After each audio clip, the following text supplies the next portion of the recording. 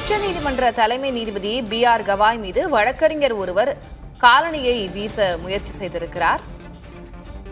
இச்சம்பவம் பரபரப்பை ஏற்படுத்தியிருக்கும் நிலையில் அது தொடர்பாக B.R. கவாய் கருத்து கூறியிருக்கிறார். இதுபோன்ற சம்பவங்கள் என்னை பாதிக்காது என்று அவர் கூறியிருக்கிறார். கூடுதல் விவரங்களை வழங்குவதற்காக டெல்லி தலைமைச் செய்தியாளர் கணபதி இணைந்திருக்கிறார். கணபதி, என்ன நடந்தது? இன்று தலைமை நீதிபதி அமர்விலே விசாரணை நடந்து கொண்டிருந்த போது வழக்கறிஞர் ஒருவர் திடீரென நீதிபதிகள் அமர்ந்திருந்த இடத்தை நோக்கி சென்று தனது காலணியை கேட்ட முயன்றதாக பாதுகாவலர்கள் தெரிவித்துள்ளனர். அவர் அப்படி எதுவும் செய்து விடுவதற்கு முன்பு அவரை தடுத்து காவலர்கள் அவரை வெளியே அழைத்து சென்றனர். உச்சநீதிமன்றத்தின் நீதிமன்றங்களிலே எப்போதும் காவலர்கள் பாதுகாப்புக்காக பணியில் ஈடுபட்டிருப்பார்கள். அப்படி அவர்கள் ஈடுபட்டிருந்த சமயத்திலே இது குறித்து அவர்களுக்கு தெரிய வந்ததால் உடனடியாக அந்த வழக்கறிஞரை தடுத்து வெளியே அழைத்து சென்று விட்டனர். அப்போது நீதிபதி கவாய் இது போன்ற சம்பவங்களால் நான் பாதிக்கப்படுவதில்லை, நாம் நமது பணியை தொடரலாம் என தெரிவித்திருக்கிறார். இந்த சம்பவத்துக்கு ஒரு சிறிய பின்னணி இருக்கிறது. சமீபத்திலே கஜுராஹோவிலே விஷ்ணு சிலை ஒன்று உடைக்கப்பட்டிருக்கிறது. சேதமடைந்த அந்த சிலைக்கு தலை இல்லாமல் இருக்கிறது. அதை ஏற்பாடு செய்ய வேண்டும், அந்த தலையை அதில் கொண்டு வந்து சேர்ப்பதற்கான நடவடிக்கைக்கு உச்சநீதிமன்றம் உத்தரவிட வேண்டும் என வழக்கறிஞர் ஒருவர் கோரிக்கை வைத்திருந்தார். அப்போது தலைமை நீதிபதி கவாய் இதையெல்லாம் எப்படி உத்தரவிட முடியும் என்கிற எண்ணத்துடன், நீங்கள் இறைவன் மீது நம்பிக்கை கொண்டிருக்கிறீர்கள், நீங்களே சென்று இது தொடர்பாக இறைவனிடமே வேண்டிக் கொள்ளுங்கள் என தெரிவித்திருக்கிறார். அது பல்வேறு சர்ச்சைகளுக்கு சமூக வலைதளத்திலே வித்திட்டது.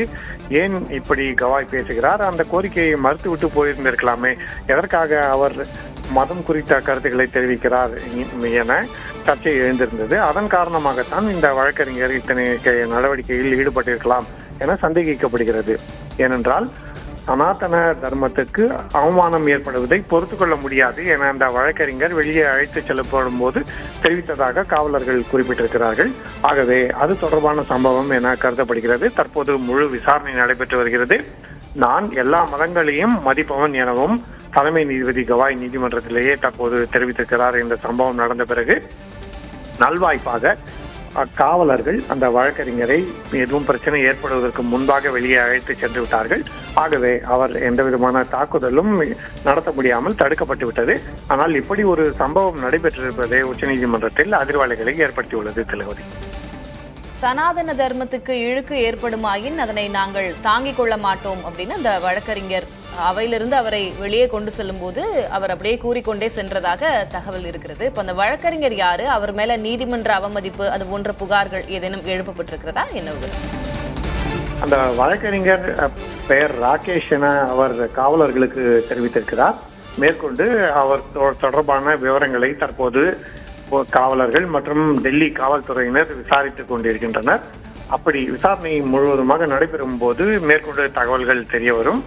இது தொடர்பாக ஏற்கனவே அந்த வழக்கறிஞர் ஏதேனும் கருத்து தெரிவித்திருந்தாரா, அல்லது திடீரென தான் இத்தகைய நடவடிக்கையில் ஈடுபட்டாரா, வேறு எந்த அமைப்புடன் அவருக்கு தொடர்பு இருக்கிறதா போன்ற விஷயங்களை எல்லாம் தற்போது காவலர்கள் மற்றும் டெல்லி காவல்துறையைச் சேர்ந்தவர்கள் விசாரித்துக் கொண்டிருக்கிறார்கள்.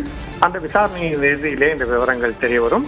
ஆனால் அவருடைய சொந்த கருத்து காரணமாக இத்தகைய நடவடிக்கையை எடுக்க முயற்சி செய்திருக்கலாம் என ஆரம்ப கட்ட விசாரணையிலே காவலர்கள் கண்டறிந்துள்ளனர். திலகவதி, கணபதி, இந்த சம்பவம் நடைபெற்ற பிறகு சிஜே உச்சநீதிமன்ற தலைமை நீதிபதி மிகவும் அமைதியாக எப்போதும் போல அவருடைய பணிகளை தொடர்ந்ததாகவும் இதை பத்தி அதிகமா டிஸ்ட்ராக்ட் ஆகிட வேண்டாம் அப்படின்னு அவைக்கு சொன்னதாகவும் தகவல் இருக்கிறது. அதற்கு பிறகு அவருடைய நடவடிக்கை எப்படி இருந்தது? நிச்சயமாக, அதாவது இது நடந்து கொண்டிருந்த சமயத்தில் என்ன நடந்து கொண்டிருக்கிறது என்பதை தலைமை நீதிபதி கவனித்துக் கொண்டிருந்தார். அந்த வழக்கறிஞர் வெளியே அழைத்து சென்றப்பட்ட பிறகு இது போன்ற விஷயங்கள் எல்லாம் நமது கவனத்தை திசை திருப்ப நாம் அனுமதிக்க கூடாது, இதையெல்லாம் கண்டு நான் சலனப்படுவதில்லை, ஆகவே நாம் நமது பணியை தொடரலாம் என அவர் தெரிவித்தார். அதைத் தொடர்ந்து பிற வழக்குகளின் விசாரணை அங்கு தொடரும் என தெரிவிக்கப்பட்டிருக்கிறது. இருந்த போதிலும் இந்த வழக்கறிஞரின் இந்த நடவடிக்கை நிச்சயமாக அவையில் நீதிமன்ற அறையிலே சலசலப்பை ஏற்படுத்தி பணியை சிறிது நேரத்துக்கு பாதிக்க செய்தது. ஆகவே ஏன் இவர் இப்படி நடந்து கொண்டார் போன்ற விஷயங்கள் விசாரிக்கப்படுகின்றன. அந்த தகவல்களையும் காவல்துறை பின்னர் தலைமை நீதிபதிக்கு தெரிவிக்கும் என அதிகாரிகள் தெரிவித்திருக்கிறார்கள். ஆகவே இப்படி ஒரு வழக்கறிஞர் நடந்து கொண்டதே அங்கு சுமூகமாக பணிகள் நடைபெறுவதை குலைக்கும் விதமாக இருந்தது என சில வழக்கறிஞர்களும் கருதுகிறார்கள். ஆகவே இந்த நிகழ்ச்சி காரணமாக, இந்த சம்பவம் காரணமாக பணிகள் பாதிக்கப்படவில்லையே தவிர அங்குள்ள அனைவரும் ஏன் இப்படி நடவடிக்கிறது என்ற கேள்வியுடனே அவர்கள் மனதில் தங்களுடைய பணிகளை தொடர்கிறார்கள். தலைவர், சம்பவத்தினுடைய முதற்கட்ட தகவல்கள் தான் இப்போது நமக்கு கிடைத்திருக்கிறது அப்படின்றத புரிஞ்சு கொள்ள முடிகிறது. கணபதி, உங்களுடைய தற்போதைய விவரங்களுக்கு நன்றி.